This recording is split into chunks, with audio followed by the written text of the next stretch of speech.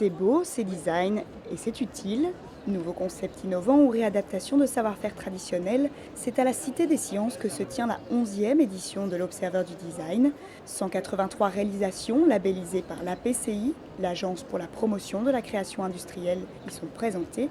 Des objets du quotidien, issus de tous les secteurs, repensés pour être à la fois beaux, mais pas seulement, car le design ne vise pas uniquement l'esthétique, c'est aussi une démarche qui s'inscrit dans l'air du temps, soucieuse de l'individu, de son bien-être et de son environnement. Le design, c'est pas juste du beau. Au lieu de partir de la démarche classique de l'innovation qui part de la recherche, de la technologie et qui descend vers le consommateur, vous pouvez en même temps avoir une démarche qui remonte du consommateur et qui est une innovation qui est plus centrée sur l'homme et sur l'individu.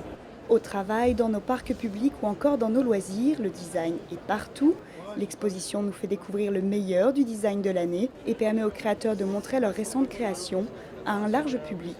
C'est essentiel parce que c'est le seul événement aujourd'hui en France qui nous représente au niveau grand public. C'est la seule exposition que le grand public peut voir en fait au niveau de notre travail. Donc pour moi, c'est une exposition qui est indispensable. Et aujourd'hui, plus que jamais, design rime avec compétitivité. Proposer un produit utile et design est désormais une plus-value. Pas étonnant donc que petits créateurs côtoient les plus grandes marques sur l'exposition. Chacun y voit une manière de se démarquer, d'asseoir une autre image de son entreprise et de mieux concevoir ses produits. C'est la compétitivité parce qu'il y a de multiples dimensions. Ce n'est pas uniquement la forme, le design. C'est un certain nombre de fonctionnalités qui font que vous allez, dans la vie quotidienne, trouver et apprécier le produit que vous venez d'acheter. Et c'est ainsi que les entreprises ont la possibilité vraiment de voir une adoption formidable de leurs produits. Et vous savez que le design permet aussi de renforcer la puissance des marques des entreprises. Cette année encore s'est tenue la cérémonie de remise des étoiles du design. 35 créations ont été primées et derrière ces récompenses ne se cachent pas que des entreprises françaises, mais aussi quelques marques étrangères.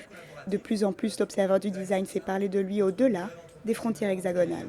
Aujourd'hui, l'Observatoire du design est reconnu en tant que Grand Prix de design français. Il est très fortement sollicité à l'étranger parce qu'il agit en tant que véritable porte-drapeau des entreprises et des designers qui profitent des expositions que l'on organise à l'étranger pour explorer de nouveaux marchés. Une exposition qui repense la relation entre l'individu et les objets ou espaces qui l'entourent, mais qui n'oublie pas de rendre le design accessible à tous. L'Observeur du design est à la Cité des Sciences pour 4 mois et serait susceptible de partir pour Taïwan, Hong Kong ou encore Sao Paulo.